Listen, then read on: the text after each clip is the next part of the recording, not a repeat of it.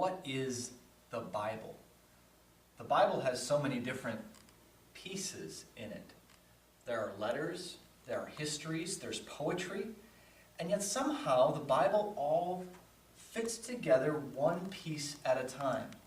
And it ends up telling a unified story. Here's where that story begins. It begins with God's creation. God makes the universe what it is. And it's a pretty incredible place. God also chooses a people and makes them a nation. When they were once slaves, He rescues them and gives them a homeland. But despite what God does, there's this thing called sin. It's an anti-God force. It means that this universe is broken. There are thorns. There are evils, symbolized by the snake.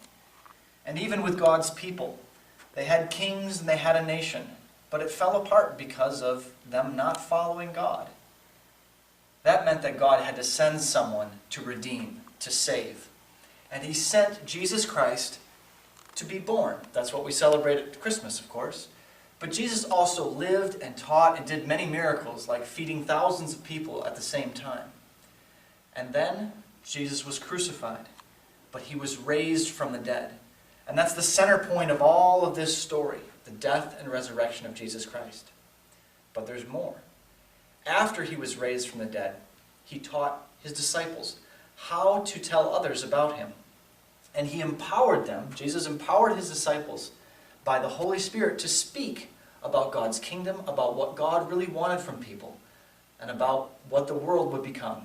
It would become God's. And by the end of history, the Creator would claim it all for Himself all over again. Sometimes we speak about God as a powerful lion.